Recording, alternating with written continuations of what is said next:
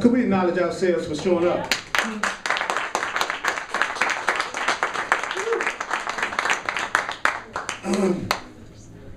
Well, I like to say that I'm here only to be truly helpful.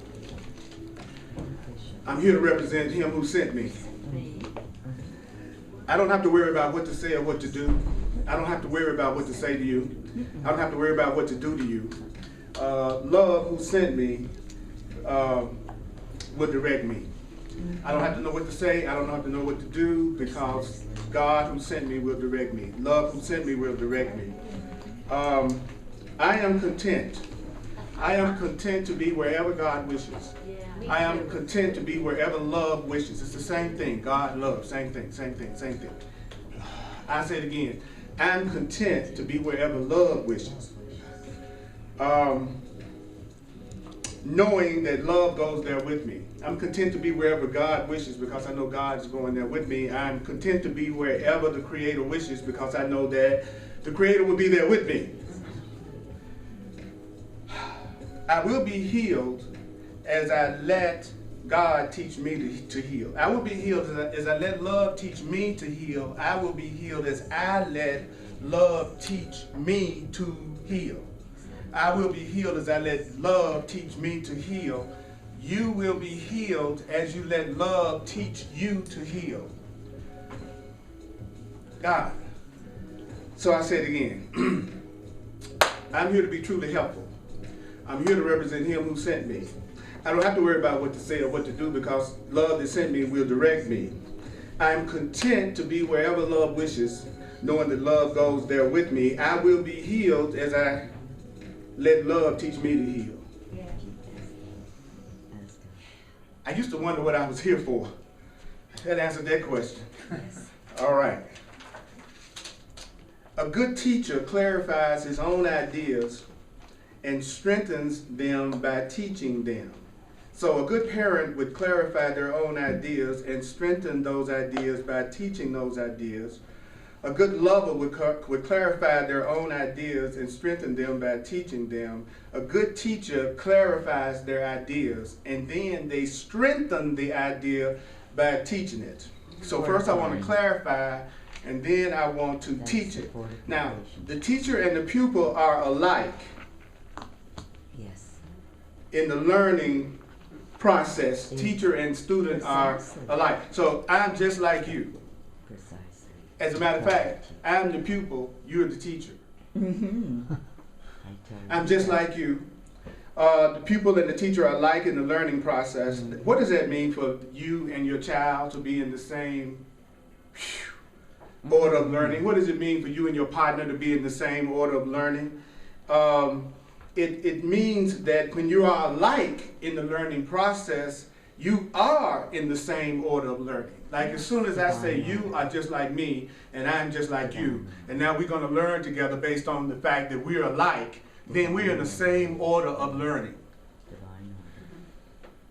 You know, most people think that a good teacher is somebody who's different from them, who's saying something different from them, who's acting different from them, who they think has got it together, but they don't quite have it together yet, but the teacher does. Actually, that's the old order of learning. The new order of learning is that the teacher and the pupil are alike in the learning process. This is the way my classes operate. And so it says, unless we share our lessons, conviction will be lacking. So unless we start sharing this stuff, we're not going to believe it. If we don't start talking it, we're not going to believe it. So I can keep talking to love and talking to freedom and talking to oneness, but unless I express it, then I won't believe it. So what we have for an hour is an opportunity to share the ideas so that we'll believe them. A good teacher, in the Course in Miracles says a teacher is a demonstrator. So we could say a good demonstrator must believe in the ideas he teaches. So a good teacher must believe in the ideas he teaches.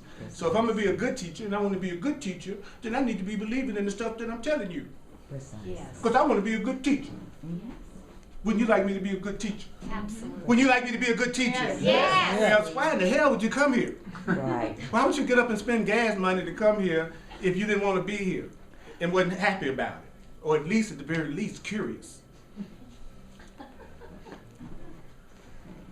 We love your class dearly. Thank you. love it. Thank you. I Gets appreciate better that. and Good. better You know, all the I have a time. tendency to give more to people who appreciate me. Uh-huh. I'm weird like that.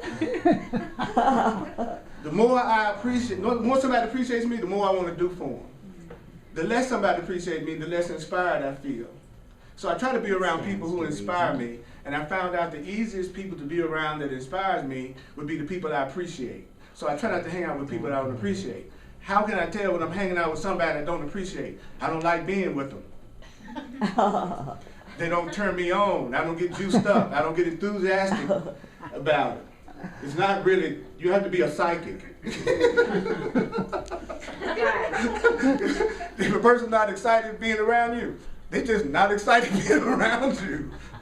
It's not really deep. Okay? Right. So if I'm teaching the Course in Miracles, right, then I need to believe in what I'm teaching. I need to believe in the Course in Miracles, right? And he says, then I need to meet another condition. I knew it was going to be a catch. What's the other condition? The Course says he must meet another condition. He must believe in the students to whom he offers the ideas. So to be a good teacher, I need to believe in what I'm teaching, and I need to believe in you. Yes. I need to believe in you. I'll go you one further. I'll believe in you more than you believe in yourself. Because I don't know you. I'll think better of you than you might think of yourself, because I don't really know you in terms of the details of what's going on in your personal life that you're using to tell yourself you're less than perfection, which you actually are, that way. So all the stuff you tell yourself to make yourself believe you're less than perfect, I don't know about them unless you tell me. So I see you better than you see yourself. And I'll do that for you until you learn how to do it for yourself. Is that okay? I'll see you as deserving prosperity, abundance, love, safety, and peace, even if you don't think you deserve it because of something you may think you've done or that's been done to you. Is that okay? Yes. Okay. Is that a trick question? Yeah. I know it's all part of your cultness, and I understand you just suck us in real to good, talking that good sweet stuff. And then you're gonna break out the Kool-Aid. Where the Kool-Aid coming from? Looking for the Kool-Aid. It won't be no Kool-Aid.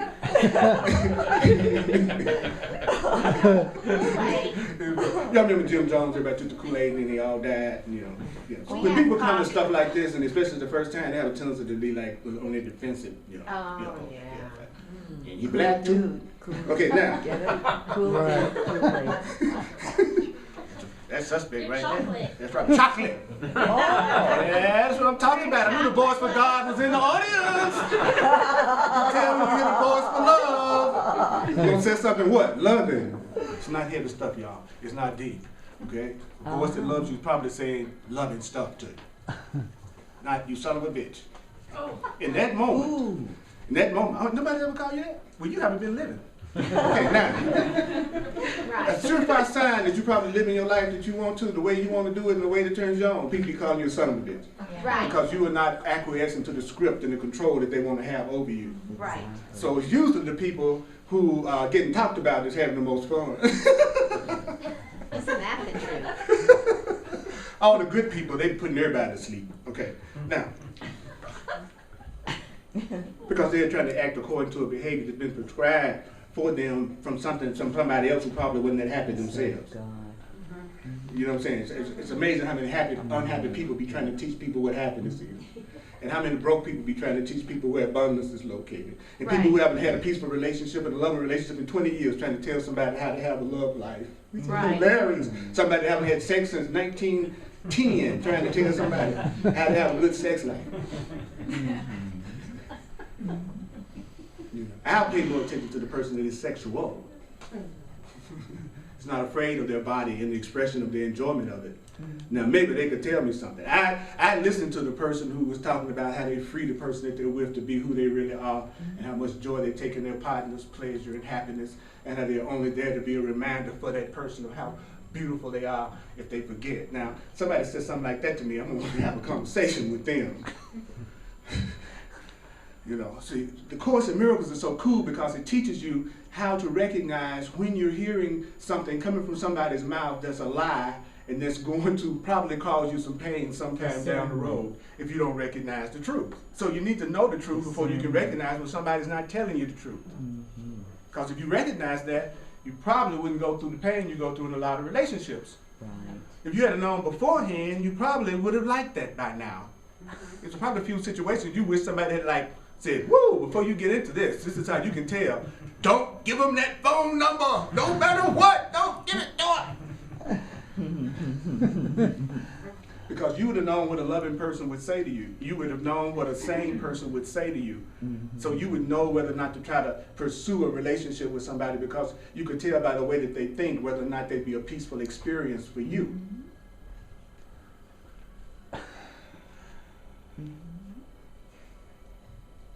So, a good teacher must believe in the ideas he teaches. He must meet another condition. He must believe in the students to whom he offers the idea. So I say, I believe in you. That's what the whole purpose is. I don't care whether you believe that I believe in you. Any questions about that? Any comments about what I've said so far? You can, any kind of response is okay. You don't have to like it, accept it, believe it, welcome it. No pressure, not trying to convert anybody. Don't care. So you can say anything to me. Okay. You sure? You don't have nothing to say to me. Y'all don't have nothing to say to me at all. I'm glad you keep a correct perception of me, Earl. You're glad that I keep a correct perception of you. I am. It's so easy. So easy. So don't hang out around me if you want to feel bad about yourself. I'm no help. That's why I don't have crowds of people. I've been saying this loving thoughts to people for 30 years. And you see how many people it attracts. But if I was telling everybody they was guilty, sinful, going to hell, a victim, it would be a whole cable network I'd be speaking on today. I was telling people how crappy they were, what they done wrong, how bad they are. I have a full house right now. It's hard to find a lot of people that want to consistently hear that they are loving, lovable, deserve love, innocent, guiltless, eternal, powerful, not a victim, loved. It's not, you don't get a lot of people who want to hear that, but every now and then I drop in. And that's perfect. That's the perfect time to come. That's the perfect time to do anything, is when you want to. I want to ask you, only come when you want to. Never for any other reason. That's just what you want. That's what you would say to anybody, especially if you was having sex.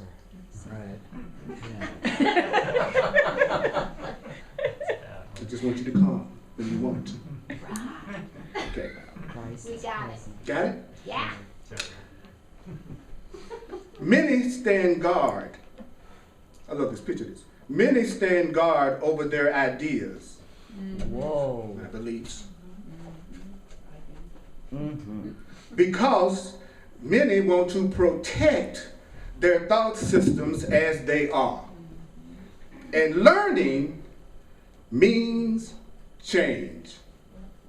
So there's a lot of people that stand in guard over the way that they think. And they're trying to protect the way they think because they don't understand that when you say you're ready to learn, you're saying you're ready to change. Transformation.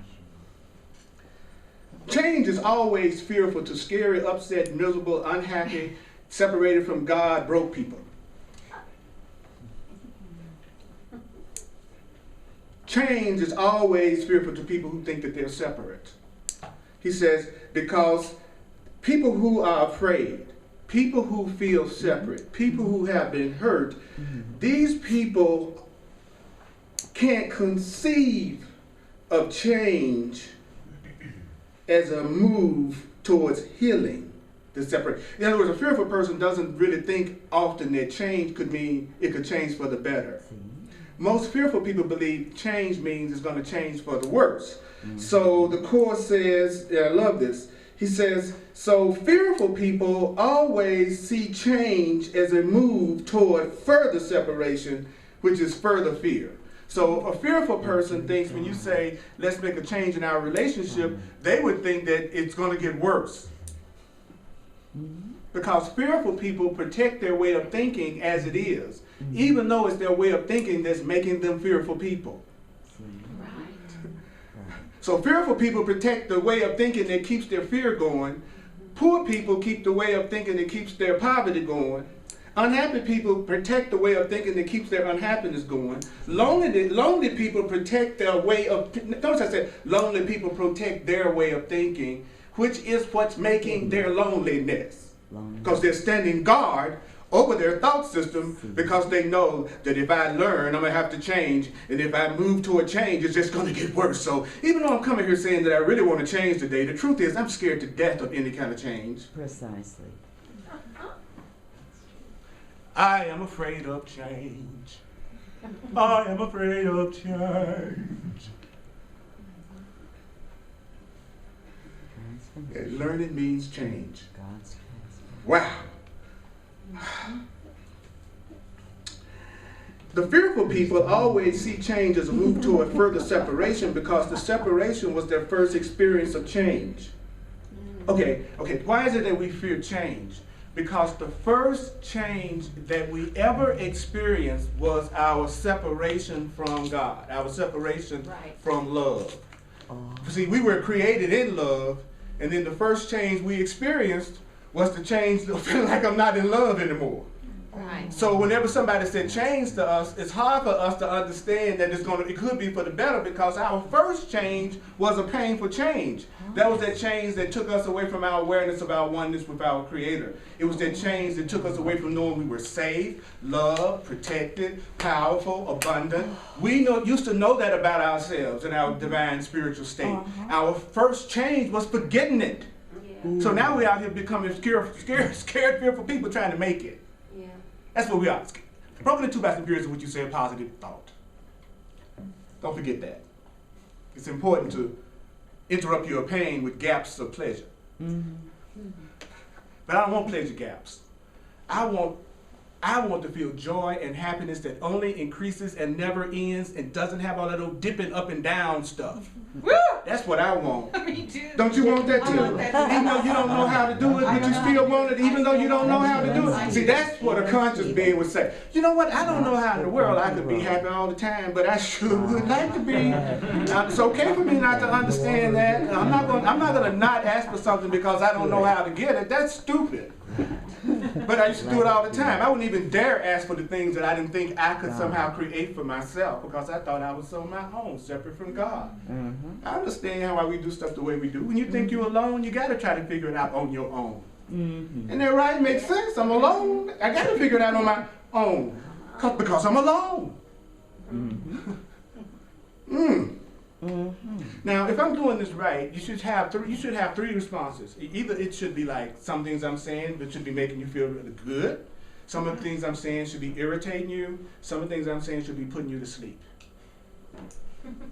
Those are the three responses I get in any class. All three of them cool. Because I am hearing every word I say. So guess who's going to benefit if he listens to himself for once in his freaking life? Me! I've discovered the most incredible thing over the last month. I can listen to myself. Don't tell nobody now, that's just between us. Wow. I discovered I could listen to myself and really follow its guidance. And every time I do, things get better. Sometimes the people around me don't always understand what I'm doing. And so they'll call me selfish and inconsiderate because all I'm really doing is listening to myself enough to do what I need to do to be the loving person they would like to experience. Wow. So sometimes you have to be so selfish. Sometimes you have to be so selfish that you do what you know is best for you regardless of how anybody else is responding to what you are saying. Right. But he's also just told us, if you're in a position where you're trying to get somebody to listen to your ideas, then you need to believe the ideas that you're giving the person, and then you need to believe in the person that you're giving the ideas to. I'll give it to you again. Those of you who are having communication difficulties sometimes with people that you think you love and all around you, before you have a conversation with them about anything, you need to believe in the ideas that you're getting ready to tell them. But even more than that, we were just told we need to believe in the people that we're talking to. How about that?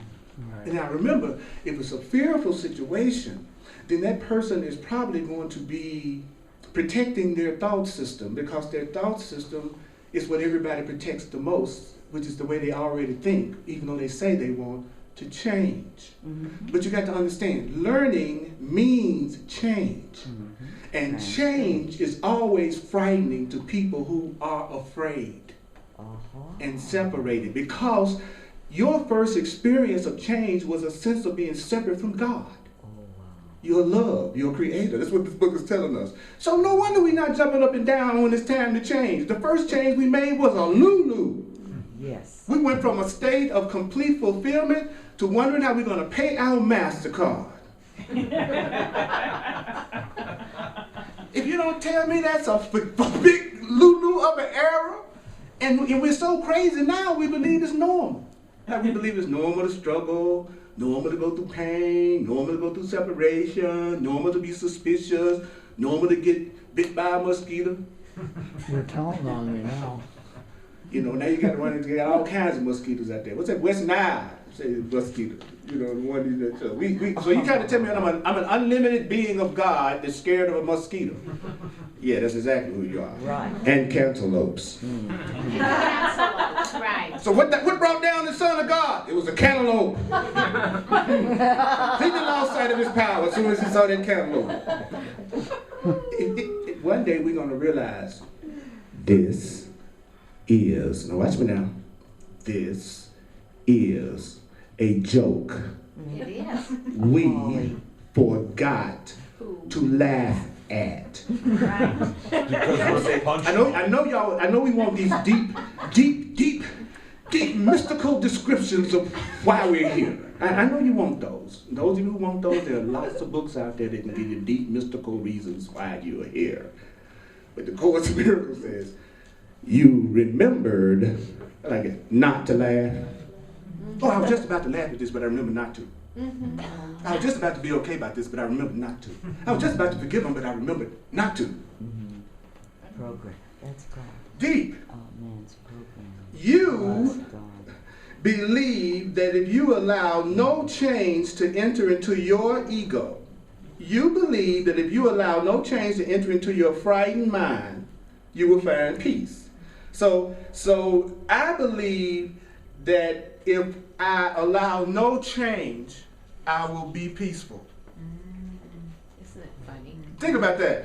I believe that if I allow, no, don't you change me. I'm not going to let nothing change me. Nothing better not change me. I better not change. I don't want to change. What he says, when you do that, the Course says, you are telling yourself that you're going to find peace by staying the same way you are, which isn't giving you no peace. That's exactly. So let me get this straight. You're going to stay just the way you are to get out of the situation you don't like. Exactly. Okay, it makes a lot of sense, doesn't it? Makes a lot of sense. And I'm going to treat the person that's trying to help me change as if they are a devil in the cloak of an angel. So just because I will sit up here and say you deserve love, that you are powerful, that you could make a change, there could be some of you sitting out there going, something's not right about him. It's a scam. Anybody that tell me I deserve love must be the devil. Because only an evil person would tell me I was innocent. Deep, isn't it? That's how insane we've gotten. That if someone tells you you're innocent, they're the ones that's suspicious. And the person who talks about you like a dog, you spend all day long trying to get them to love you. The stupidest thing I ever seen. But I do it, and I've done it. I've been attracted to the women who didn't want me the most. And bought dinners and stuff.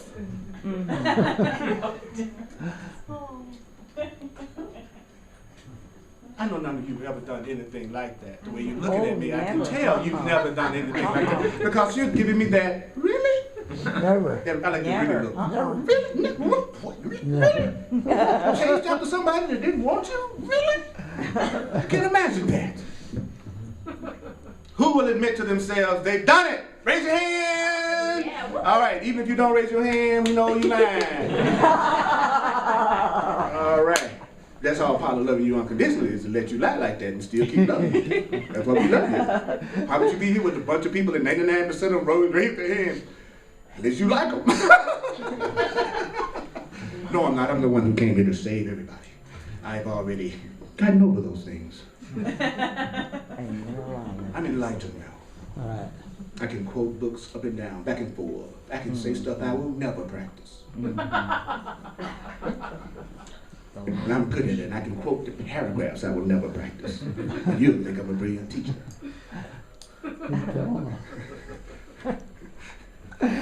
Oh, man. A good teacher is a demonstrator. Yes. For me to be talking about joy, I'd be standing up here going, change.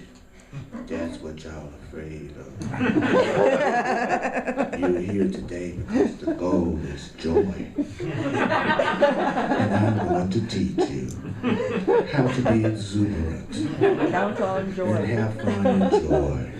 Yay. No, I'm having a good damn time. That's what I'm doing right now. Because I'm a grown man. I can say, damn, on the internet.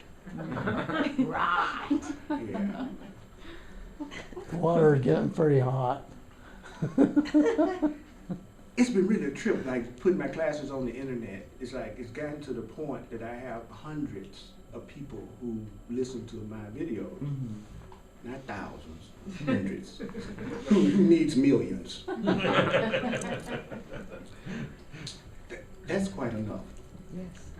My point is that I love to hear from somebody that stays in a little village or town in Africa who I can't even pronounce their name, telling me how much what's come through me has been helpful to them in that remote village. Oh, yeah. You know what I'm saying? Just stuff I would never in a million years think it was somebody in a remote village in Africa that was listening to me.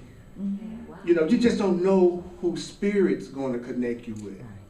You know what I'm saying? So I appreciate you being here, because your being here is like getting a witness that I'm not the only one that wants to be a more loving person. Right. I may not be your cup of tea, but at least you at the restaurant. So I'm happy for you. I might not be on your menu, but for some people, I'm the special. You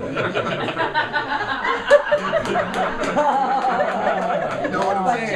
That's what I'm talking about. It's like, this the attention that I give to the people who love me and appreciate me, and I love and appreciate them. That's fine with me. That's where I spend my time. That's where that works for me.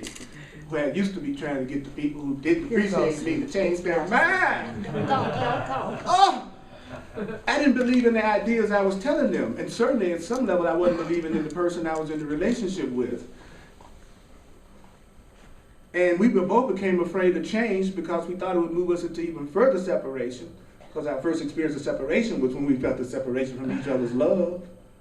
That was because it started out, all we felt was each other's love, and then we experienced a change, and that change was us going from each other's love to fearing each other. So now when we talk about change, we're more afraid, and we kind of defensive right now. We're trying to stand guard over our individual way of thinking because we want this relationship to change without us changing at all. And no regrets. And we're wondering why the change hasn't occurred. And no regrets. Right. Which isn't going to happen. Right. This profound confusion, what confusion? For you to believe if you allow no change in your way of thinking that you're going to get happy. He says, this profound confusion is possible only if you maintain that the same thought system can stand on two foundations. In other words, nothing can reach spirit from your ego, which is your fearful mind. And nothing can reach your fearful mind from spirit. And that's a deep. Spirit can neither strengthen your fearful, frightened mind, and spirit cannot reduce the conflict within your fearful mind. Because your fearful mind is a contradiction. Yourself and God's self, yourself and the love self, are in opposition. Right? Your love self and your little self and your God great self are in opposition. Your little self and your big self are opposed in source. Your little self and your real self are opposed in direction. Your little self and your big self are opposed in outcome. Your ego and your spirit are fundamentally irreconcilable because spirit can't see what you're going through and your fearful mind can't know the truth. What the hell did he just say? It sounded like English. It sounded just like English, but I don't know what he's saying. I don't know what he's saying. Can you repeat that? Yes, I can. The part of you that loves you and the part of you that hates you are irreconcilable. The part of you that wants peace and the part of you that wants conflict are irreconcilable. They're in opposition. The part of you that loves you is not even aware of a fearful you. The fearful you is not aware of the love you. They're in opposition. So that means your loving self and your fearful self are not in communication and can never be in communication. Your false self that's been made up by the world, the one that has the social security number, okay, that false self is not in communication with your real self. How do you know when you're not in communication with your real self? How do you know when you're not in communication with your real self? You feel afraid, you don't feel peaceful. It's just that simple. I wish I could make it more complex than that. If you are afraid, then you are not listening to yourself. Because yourself would never tell you anything that makes you feel more afraid. So you have to make a decision whether or not your real self is love or your real self is fear, and you can't mix them together anymore. You can't be both of them anymore. That's what we're being told. I gotta take a stand. Either Earl Purdy is innocent and loving, but maybe he's just forgotten it and learned some things that are sometimes hurtful to himself or others, so it seems, because of what he's learned, but he's basically a loving, cool, good person. And I got to make all my decisions based on that core belief, or I'm sinful, guilty, selfish, and bad, and that's how I judge everything based on that kind of fear. I've got to make a choice. I got to say, fear is not love. Anger is not love. Wanting to attack is not love. Lack is not love. Guilt is, I got to take a stand now. I can't say I love you and I want to attack you. I can't say I love you and I'm all depressed around you. I can't say I love you and I'm cussing you out. At that moment, I am fearing you. I am not loving you while I'm attacking you. I'm never loving you because I'm attacking you. I'm never loving you during attack. I got to take a stand. Of course, you can argue with me about that. You can come up with a million reasons to justify attack. That's fine. You want to attack? Justify it. It'll show up to show you that you're right. So go ahead, justify the meanness in the world, and justify this attack, and justify separation, and justify why you don't need to trust, and justify why you can never have a loving relationship. And the world will say, yes, yes, yes, yes, yes, yes, yes, yes, yes. I'll show you everything you believe. And you'll get the chance to be right and miserable. At the same time. Right. Do you want to be right or do you want to be happy? Do you want to be right or do you want to be happy? Do you want to be right or do you want to be happy? Do you want to be right or do you want to be happy? Do you want to be right or do you want to be happy? Do you want to be right about that situation? And you know the situation I'm talking about. Right. Do you want to be right about that situation or do you want to be happy? Dun, dun, dun, dun, dun, dun, dun, dun, dun, dun, dun, dun, dun. It shouldn't take that long for y'all to say y'all I want to ready. be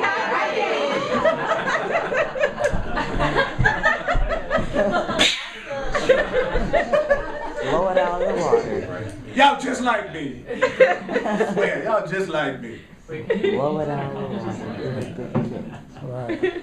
This is one paragraph of the Course in Miracles. By the way, to give you some idea how intense this stuff is. Yes. This is one paragraph Yes. that I'm covering with you all.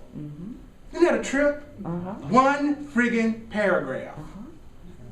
That's what I like. Because it's at moments like these that people make the decision. They go, Completely. the Course in Miracles got something I might really want to check out. When they make that decision, this is the craziest thing. I don't even know what you're talking about. Let me out of here. It's a football game on. Let me go to the park, and that's okay, because you'll never ever have the people in your life that you really are most compatible with until you're uncompromising about who you are. And it's scary when you first make that move, because some people are going to go, you know what, I'm not going to ride your train no more, because you're not fulfilling the need for me that you used to fulfill when you used to be the way you were. So I'm not going along on your ride, and I'm not going to be your friend anymore, and you're being bad, you're being selfish, and I'm going to find somebody else I can use instead of you. Now, and there are going to be some people that is just okay because you're going in a different direction, and it's a beautiful thing. And then there are going to be some people who are moving in the exact same direction that you're moving in, and they're going to join you on the journey, and you all are going to support each other, because now you're not trying to decide whether or not this is the direction you want to go in. You made the decision that you're going in the direction of love, and you only want to go hang out with people who are moving in that direction. You're not still back there trying to stand guard on an old way of thinking that made you miserable all the time because you're afraid of change, because your first experience of change was when you left love and happiness and moved into I feel crappy today. See, that's the change. This is deep, man. Yeah. Then it turns around and says,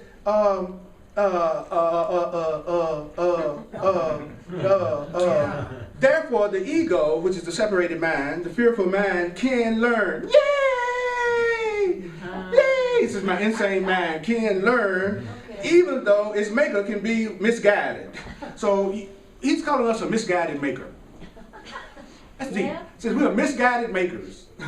And we can learn even though we're afraid. Isn't that great to know? Yeah. Then it goes on to say, you cannot, however, make the totally lifeless out of the life-given. In other words, you cannot kill yourself. I'm sorry. I got something I'm going to break to all of you. You don't have to believe it, okay? You'll find out after you die. Let me know, but preferably during the daytime. Okay, now, I'm not ready for a lot of voices talking without bodies in the middle of the night. But if I'm on cold facts, you can go ahead and test me out there, on a sunny day, then tell me something. Okay, now, you are eternal spirits that never die. Yeah. You don't have to believe it. You don't have to believe it. So no matter how much you screw up, you'll never destroy who you really are. Cool. So cool. It's indestructible Yeah. Great. because you are an extension of God, the love of God, the truth and life of the unlimited. So, I'll say it again. Y'all just check back with me later. Tell me what happened after y'all drop your body. But I bet you're going to be the most surprised person at the funeral. You're going to be like, I know they was going to put on that wrong suit. There. Why didn't they put my leather jacket on? Yeah, I'm laying there, my body is laying there, and they even dressed right. You're going to be the most surprised person when you think you have died and you haven't. Well, why can't we talk to the people who look like they died, black man? Well, I'll tell you. Because you don't believe you can. What? You don't believe in life after death, so your belief blocks your ability to communicate with those who still exist without a body. Yeah. You exist with a body, you exist without a body, because you exist. Right. Let me give you a quick test, a truth test. I'm going to give you two ideas. Tell me which one makes you feel lighter. You are a being that's unlimited by nature, born into flesh to materialize as best you can the great joy and spontaneity of your nature, and you are completely indestructible. Or you are a miserable human being born in the flesh to die and get the mumps and get scratches and burnt and messed up and lose weight and gain weight and be dodging cars and trying to figure out how you're going to eat and how you're going to pay a bill and how you're going to avoid all the various diseases that's out there trying to get you no matter what you do, and then everybody don't like you and you die. Now, while you try valiantly to give yourself a little fun in the meantime. All right. Now, which one of those ideas inspired you? The first one, was that a tough choice to make? Right. Another trick question. Well, another trick question. He's tricking me. He's trying to trick me and agreeing with him that I deserve to be happy. But he will not do it. I will not let my mind be controlled by that. I'm going to leave here as miserable as I was when I came. It's a sign of my power and my ability to not be controlled by others.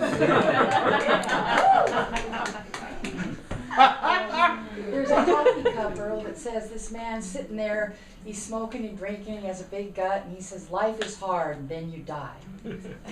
I wonder why. Well, see, they don't interview all those people who did everything you're not supposed to do and healthy as they can be. Yeah. You don't hear about them. That's so funny. It's so funny. For every person that says if you don't smoke, you'll be healthy, there's a person that says I live to be 100 years old because I had a smoke every day. Yeah. You know, it's what you decide is going to be. It's going to be what you decide is going to be. It's going to be what's going to kill you is what you decide is going to kill you. Okay? You have freedom of kilt. What killed him? Whatever he wanted to kill him. Some people choose for it to look like it happened in somebody else's hands. Yes. Some people choose to act like it came through some illness or disease or accident. Some people choose to believe it came through a peaceful transition at night. You know, it'll be the way you want it to be. But try to be more creative this time. Some of y'all got the dullest deaths ever. Some people are dramatic, you know what I'm saying?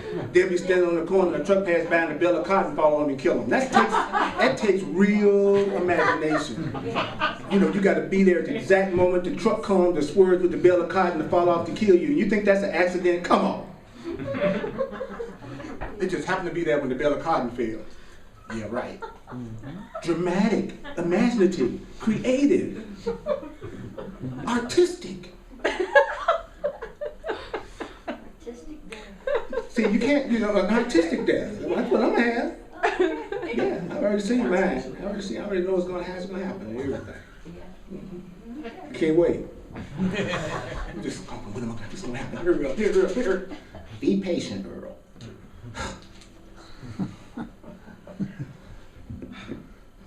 Death is a fearful thought to somebody who thinks this is all there is.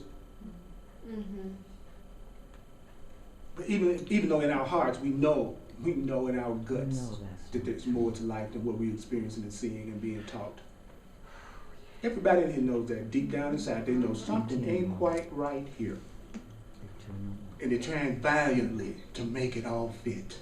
And you've been doing it for as long as you've been here. You've been trying to follow the script so beautifully. And some of you have just done everything. That happened to me. It was like I was the first black man that was hired by the phone company back in the day.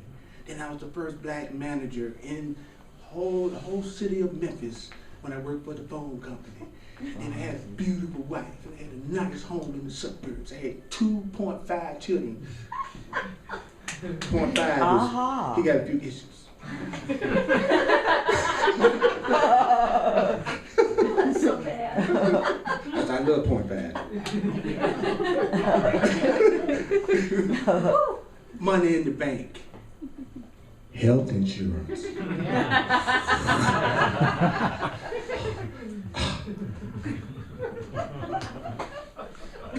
I was in a band. I was playing behind Al Green. I did shows with Stevie Wonder.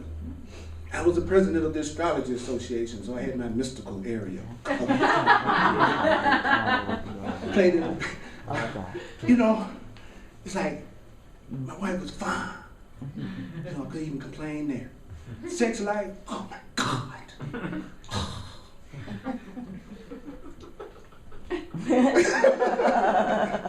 And I still wasn't happy. Misery. I had done everything exactly by the book, and I still was not happy. I had learned how to manifest and womanifest. Really enjoyed the womanifesting. Manifesting and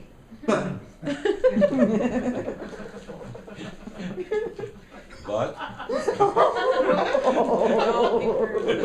was not happy because I had not truly gone within and dealt with my own unconscious guilt or fear or sense of separation from God and truth. I hadn't dealt with my own issues of grievances and blaming and not seeing myself as loving as I should have. I had not done the inner work. What I had done was created the set that I was going to act my spiritual lessons out on. And that's all you do with any kind of manifesting. You're just creating the scenery, the scenario, the set that you still going to have to learn how to have your mind and your heart healed and loving and caring and connecting. Now, I would like to learn how to forgive you all in the Bahamas. I feel that it would be a very good environment to remember God's truth in. I just want to let all of the higher beings, wherever you may be located, I just want to throw a little hint out there. Unless, I always give you permission to overrule me, unless you can even give me something better than I can even imagine. So I'm going to think of the greatest thing I can think of, because it at least makes me feel better. And then I'm going to give the universe permission to overrule me at any given time on any desire that I have, to shoot it to me in a way that's even better than what I could have possibly imagined through the divine. So I ask for whatever I want, however I want it, as much of it as I want, any way I think I want it. I don't fall backwards. Should I ask for this or should I ask for that? Well, what's the test? Did it make me feel lighter, heavier? Did it involve attack, or did it involve peace? Is anybody going to truly be hurt because I'm riding around in a beautiful car? Really? But if I feel the guilt and fear, I use that beautiful car to make me miserable and then have problems with repairs all the time. Because I've decided I don't deserve the car, so I punish myself through the ownership of it. I'll get that big old house that I don't think I deserve, and then all of a sudden I can't pay for it. And I blame the economy. But it's really me not loving myself as much as I should right now. And I also learned the lesson that there's nothing about my value that comes through having a house. As long as I think the house defines me, I keep having a hard time paying the house note. Because the universe is not going to help you deceive yourself about what's really taking care of you, and it ain't you. So every time a person thinks they're taking care of themselves, they actually have set up a scenario that the universe can't really help them, because the universe would be helping them think they were on their own, taking care of themselves, by themselves, leaving out God altogether. So, what is my problem? My problem is I think I'm separate from my source. I think I'm separate from that which empowers me, creates me, provides everything for me. I think I'm on my own. I think I'm autonomous. And on top of that, I don't think I'm as cute as I need to be. I need to lose about 5 pounds. And then I'll have everybody. Because everybody knows my weight is stopping my good. Everybody knows that. Nobody could love me with these love handles right here. No, there's not a woman out there that could want to grip that. You're juicy. See, you showing up the boys for God, I tell you. See, I can tell when the loving voice is out there, because they'll say something like, "You're juicy." Not, "How dare you?" I can't believe he said, first of all, he said, "Coming in class," and then he grabbed something on his body. We thought it was his side, but it really wasn't. Excellence of God. My people, they hear me. My people go, the ones in decision about me right now. If I laugh, well, I go to hell. Okay. There is no hell. Right, you. Hell is only what you've made of the present if you're afraid. That is hell. Being afraid all the time, that's hell. The Course in Miracles says something radical. It was really funny. It says a lot of stuff that's outrageous that really make you mad.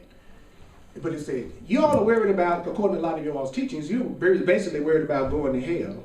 I'm paraphrasing. You're already in it. You've succeeded.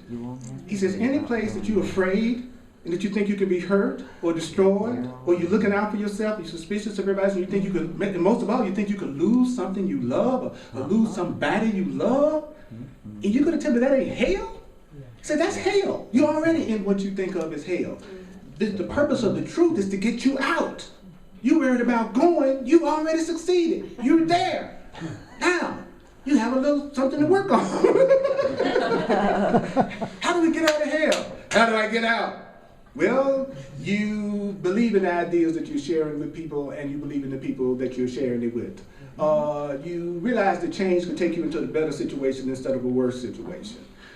Stop being so protective of a way of thinking that's not really bringing you anything that you really want. Understand that the part of you that loves you don't even pay attention to the part of you that doesn't. And the part of you that loves you is going to keep providing loving things for you, whether you think you deserve it or not, because the love of God isn't like your love, which is conditional on how somebody acts. Real love comes to you whether you think you deserve it or not. Yeah. So God doesn't love like we love, which is totally conditional. Real love is not conditional. Real love is going to love you no matter what and heal you, not attack you and punish you. And we all know that. But we've been in this insanity so long, we've forgotten it. And so now I'm reminding you, you deserve love.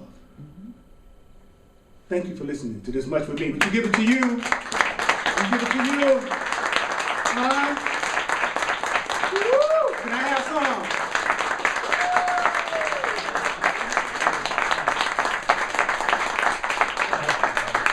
Give me my receiving test. I'm willing to take it. I am. I'm willing to do it. So, let's do the love offering. I spent the fall equinox at Stonehenge.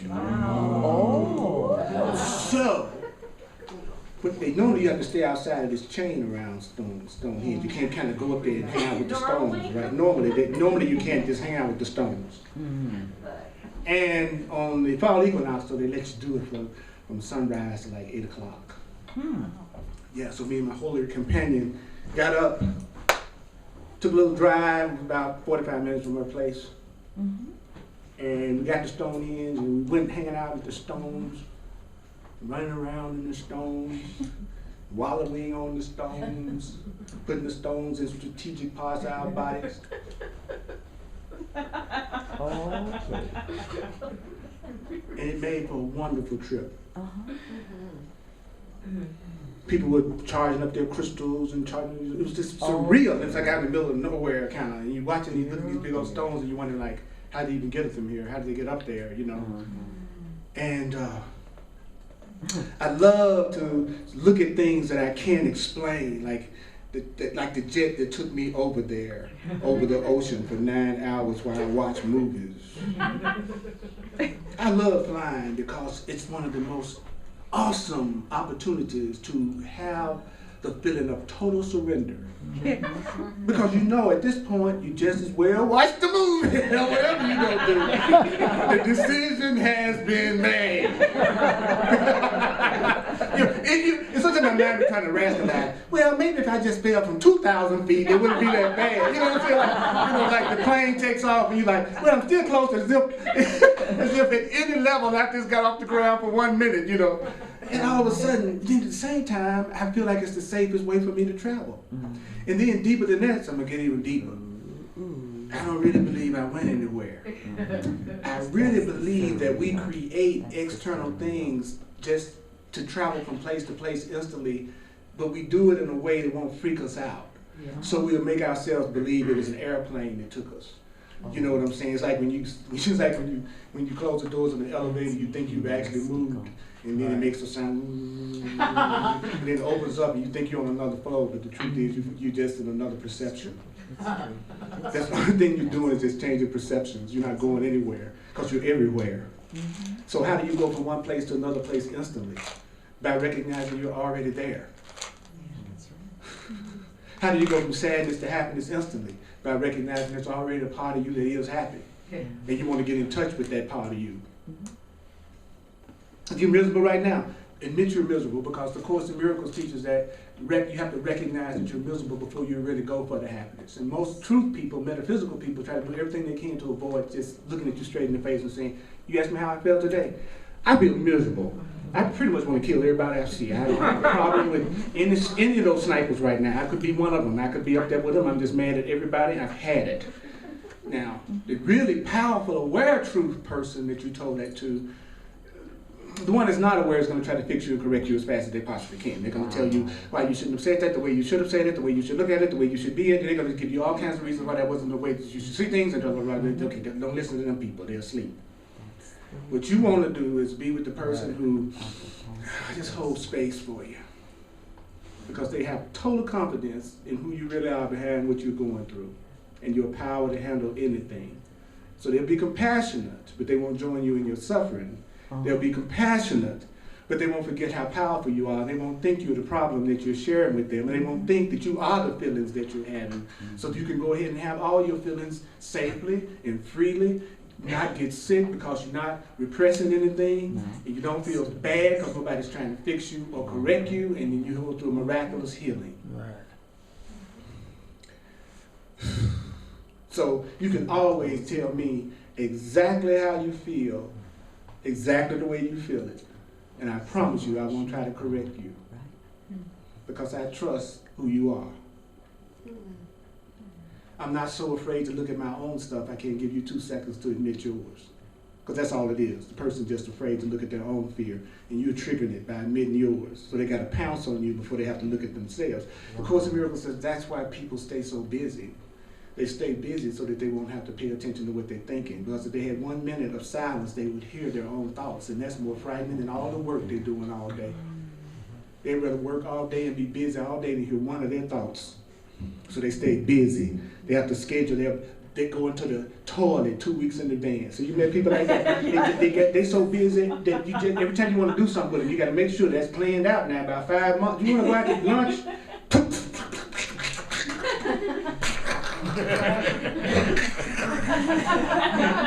Right. December 21st, 2023. I can squeeze you in with 10 minutes. Provided you don't talk about anything meaningful. So I'm going to end where I began.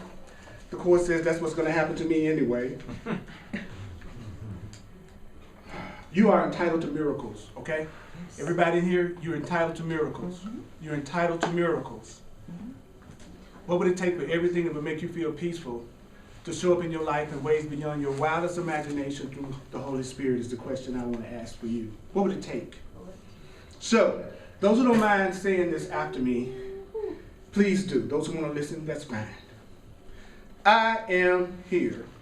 It says you can do much on behalf of your own healing. You can do a lot on behalf of your own healing and the healing of others. So you can do a lot on behalf of your happiness and other people's happiness, right?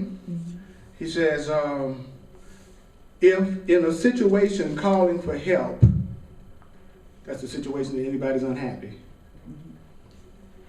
If you think of it this way, you're going to be in situations the rest of the day. Here we go.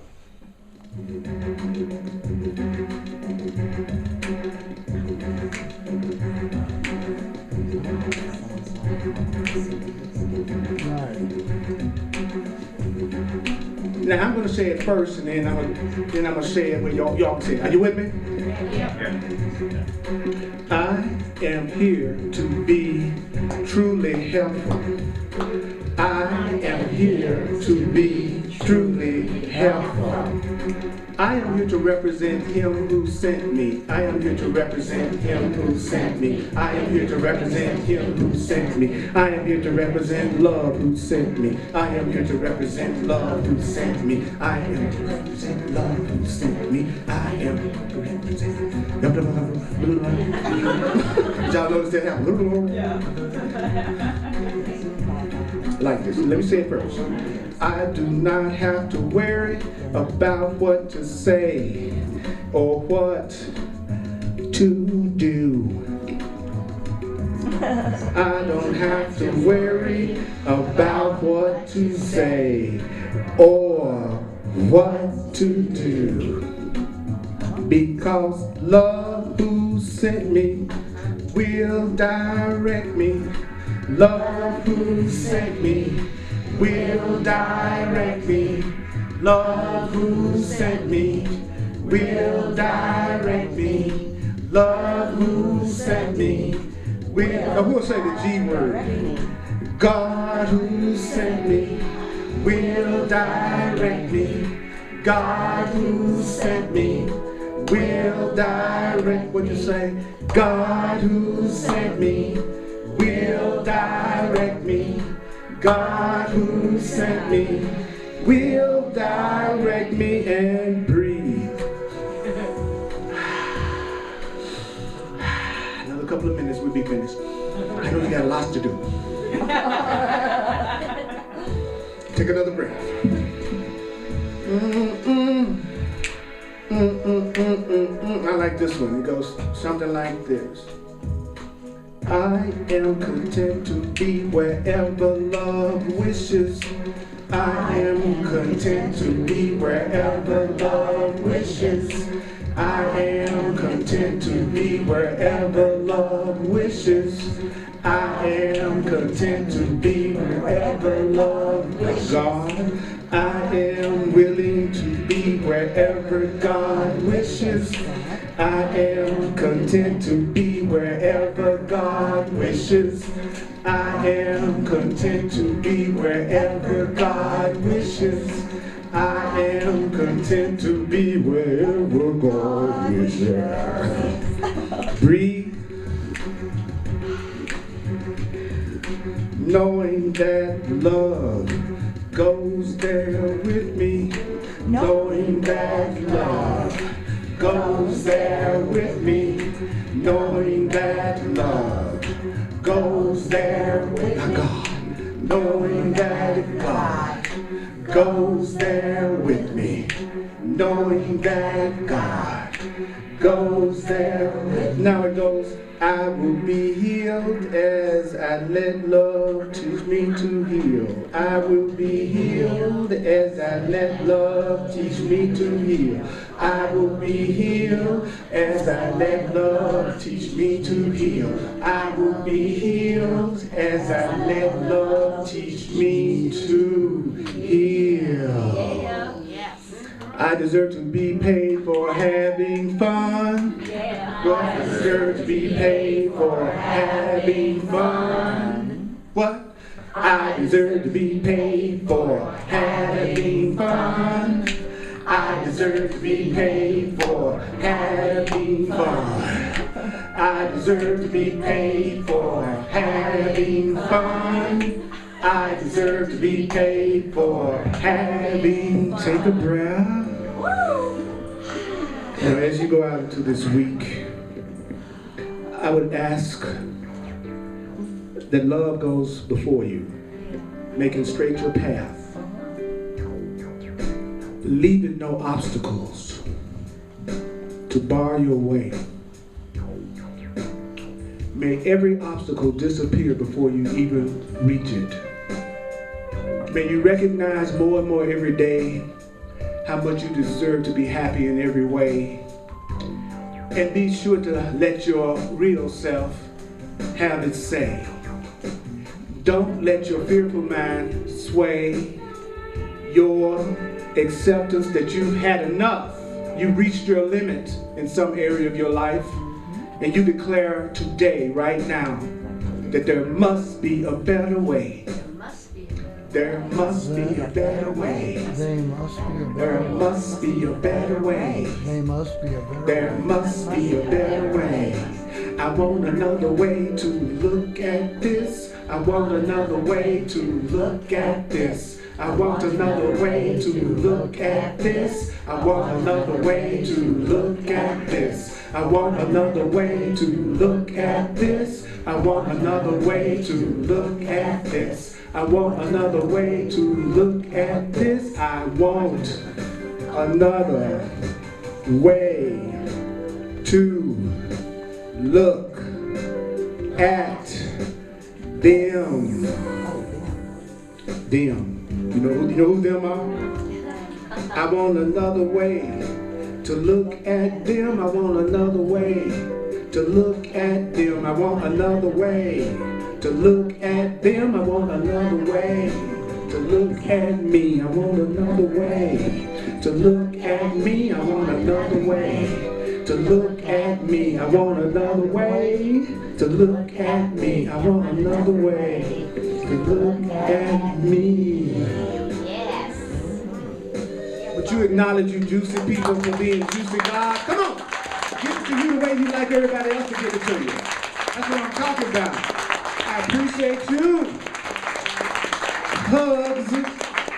Hugs are available. And may the course be with you.